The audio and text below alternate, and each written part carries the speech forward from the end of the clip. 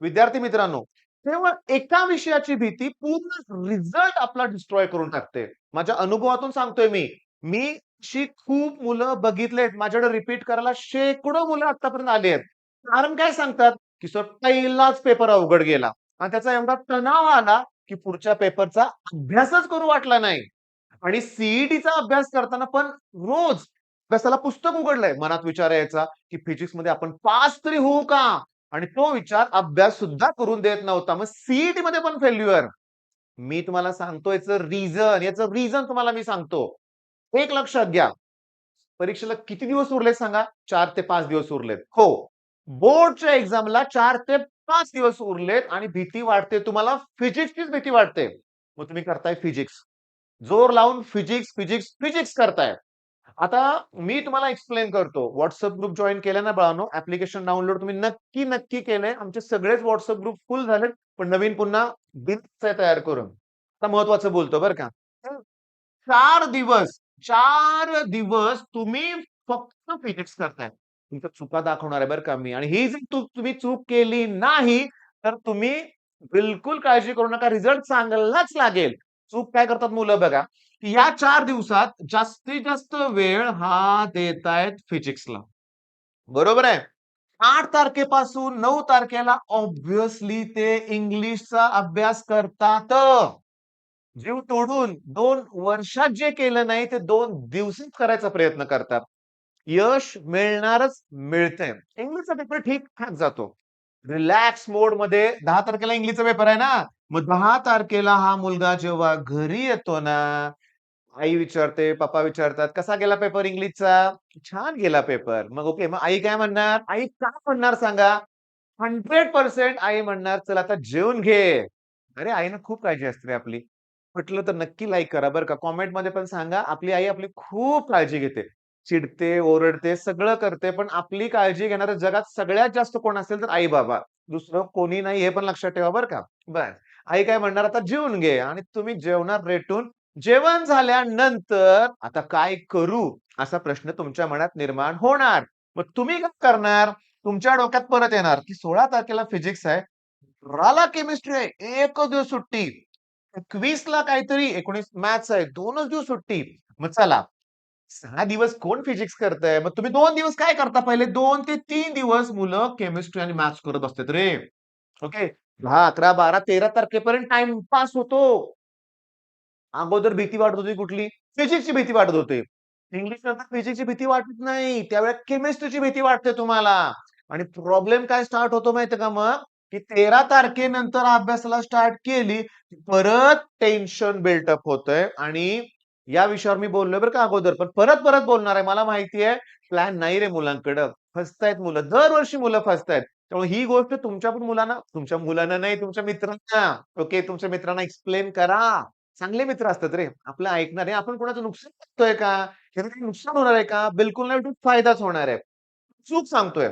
इथे tension built up झालं की नाही, 15 तारखेला ना मुलं रात्रभर जागून अभ्यास करतात रे. झोपतच नाहीत. फिजिक्सचा अभ्यास उरकतच नाही आणि पेपर फिजिक्सचा जरा अवघड जातो.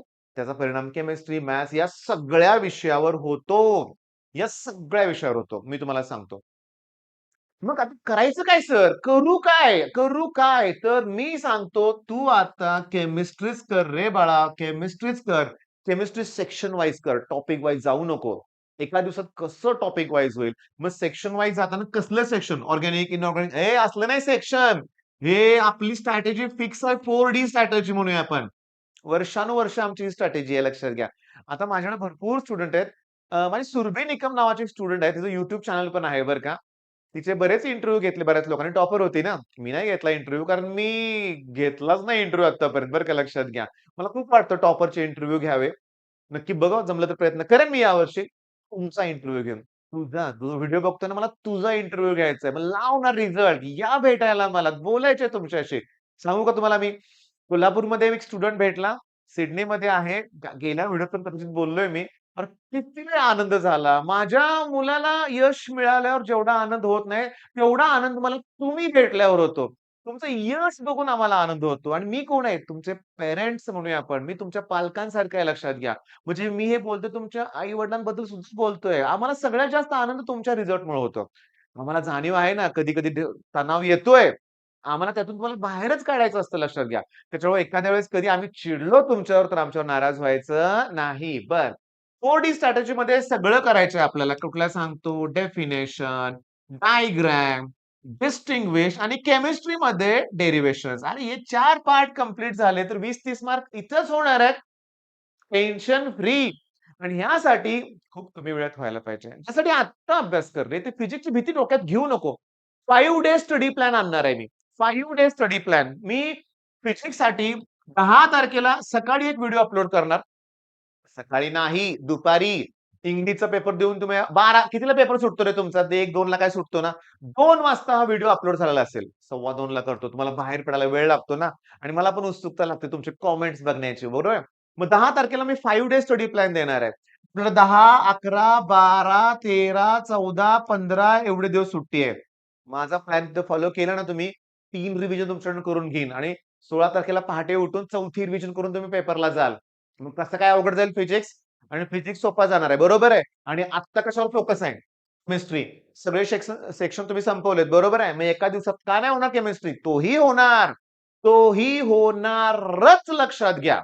होणारच. मग असं असताना काहीही काळजी करू नका, विनाकारण स्ट्रेस घेऊ नका. प्लॅन असा परफेक्ट करा आणि या 3 दिवसात पुढच्या उरलेल्या काही दिवसात केमिस्ट्री बरोबर थोडं मॅथ्स करा, थोडं जिओग्राफी, थोडं आय-टी असेल तर थोडं सी-एस थोडं-थोडं करा रे, करा. एकच विषय घेऊन बसण्याची चूक करू नका. मला याची भीती वाटते, नाही मी तोच विषय करणार आहे. हे करू नका. लास्ट मोमेंटला कुणाच्याही नोट्स वेगळ्या वापरू नका. नोट्स या स्वतःच्या हव्या आहेत. दुसऱ्या कुणाच्याही नोट्सची काही गरज नाही. तुम्ही जेवढं केलंय तेवढंच रिवाईज करायचंय. जे राहिलंय ते राहू दे. एक टॉपिक राहिला म्हणून तुम्ही खूप खाली येणार आहे असं बिलकुल नाहीये. आपला पेपर टर्न समजून घ्या. आणि मॅथ्सचा पेपर पण विथ ऑप्शन किती मार्काचा असतोय? 100च्या पुढे असेल कदाचित.